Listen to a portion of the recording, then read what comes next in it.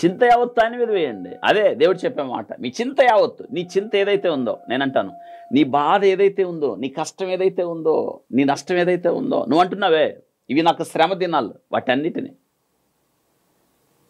నువ్వు అంటున్నావే కీడు జరుగుతుందని, వాటన్నిటిని ఆయన మీద వేయి. ఆయన భరిస్తాడు. భరించి ఏం చేస్తాడు? తన శాంతిని, సమాధానాన్ని మీకు ఇస్తాడు. ప్రభు అదే చెప్పాడు, నా శాంతిని మీకు అనుగ్రహించుచున్నాను, లోకమిచ్చుచున్నట్టు కాదు, నా శాంతిని మీకు ఇస్తున్నాను. ఇంకేం కావాలి? ఆయన ఎవరు తెలుసా? చింతలు మోయువాడు, చింతలు బాపు దేవుడు. ఆయన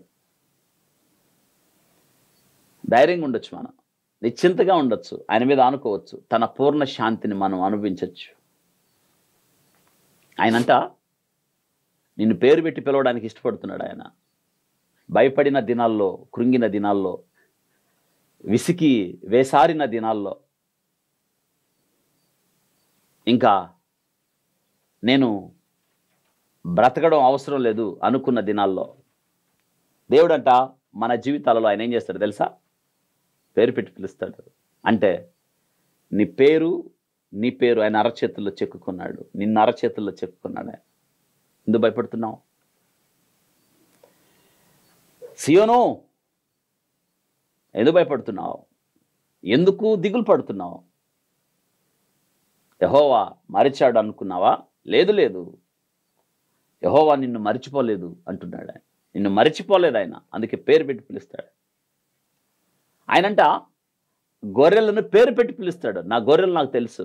యోహాను సువార్త 13లో ఆయన అంటాడు, గొర్రెలు అతని స్వరము వినును, అతడు తన సొంత గొర్రెలను పేరు పెట్టి పిలిచి వాటిని వెలుపలకి నడిపించుననుంది. పేరు పెట్టి పిలిచే దేవుడు. మనందరి స్థితి తెలుసా? ఎంత పేరు పెట్టి పిలుస్తాడంటే ఆయనకి నీ గురించి చిన్న విషయం కూడా తెలుసు. చిన్న విషయంలో కూడా శ్రద్ధ కలిగి ఉన్నాడు దేవుడు. అందుకే ఆ విషయాన్ని చెప్పడానికి నీ తల మీద ఉన్న వెంట్రుకలన్నీ లెక్కించబడ్డాయి అని చెప్తున్నాడు ఆయన. మత్తయి సువార్త 10:30లో మీ తల మీద ఉన్న అంట వెంట్రుకలన్నీ లెక్కించబడి ఉన్నవి గనక భయపడకుడి అని చెప్తున్నాడు. మీకు తెలుసా మీ తల మీద ఉన్న ఎంట్రుకలు ఉన్నాయో? తెలియదు కదా. కానీ మీ తల మీద ఉన్న వెంట్రుకలన్నీ అంత శ్రద్ధ ఉంది దేవునికి. సహజంగా మనం కోమింగ్ చేసేటప్పుడు, తల దూక్కునేటప్పుడు చాలా ఊడిపడిపోతాయి రోజుకి, తెలుసా?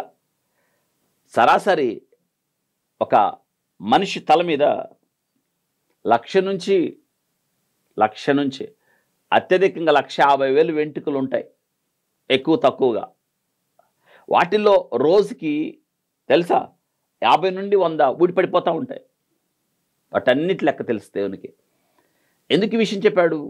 మనం సహజంగా అంత పట్టింపు ఉండం, ఊడిపోతాయి ఎంట్రుకలు అంతే. కానీ నీవు పట్టింపు లేని విషయంలో నీ ఎడల ఆయన ఎంత శ్రద్ధ కలిగి ఉన్నాడో అది చెప్తున్నాడు ఆయన. మనం వ్యక్తిని తీసేటప్పుడు అంటాం, ఒక వ్యక్తిని తక్కువగా చూసేటప్పుడు మనం వెంట్రుక లాగేసి అంటాం, దీంతో సమానం అంటాం. మనం ఎక్కిరించేటప్పుడు, ఒక వ్యక్తిని తక్కువ చేసేటప్పుడు అంటే లెక్కలేదు అని చెప్పడానికి. కానీ దేవుడు ఆ విషయంలో కూడా లెక్క. అంటే నీ గురించి దేవుడు ఎంత జాగ్రత్త కలిగి ఉన్నాడో చూడండి. పేరు పెట్టి పిలవడం, నీ తల మీద ఉన్న వెంట్రుకలు లెక్కించడం. ఆయన నేను పేరు పెట్టి పిలుస్తున్నాడు. ఆయన ఎందుకు భయపడుతున్నావు? ఆయన పేరు పెట్టి పిలిచిన వారందరూ మార్తా ఎందుకు విచారం కలిగి ఉన్నావు? అనేక పనులతో ఎందుకు తొందర కలిగి ఉన్నావు అంటున్నాడు. అరియా ఏడుస్తున్నామా సమాధి యొద్ద? ఎందుకు ఏడుస్తున్నావు? దేవుడు అదే ప్రశ్న నిన్ను అడుగుతున్నాడు. విచారం కలిగి ఉన్నారా? పేరు పెట్టి పిలుస్తున్నాడు. ఏడుస్తున్నారా? ఎందుకు? ఏమైందని? మోషేతో దేవుడు అన్నమాట, మోషే దేవుని బాహుబలం తక్కువైంది అనుకున్నావా? తక్కువైంది అనుకున్నారా మీరు కూడా? మీ గురించి ఆయన శ్రద్ధ కలిగి ఉన్నాడు. మీ గురించి ఆయన జాగ్రత్త తీసుకుంటున్నాడు. మిమ్మల్ని గొప్ప పనికి సిద్ధం చేస్తున్నాడు. ఆ పని కొరకే నేటి దినాన మీకు ఈ అనుభవాలు. అంతే. ఈ అనుభవాలు లేకుండా గొప్ప పనికి ఎలా సిద్ధపడతారు? ఈ ఒత్తిడికి, ఈ ఘర్షణకు గురవ్వకుండా శ్రేష్టమైన పనికి మీరు ఎలా వాడబడతారు? ఇదే కదా దేవుడు చెప్తున్నాడు.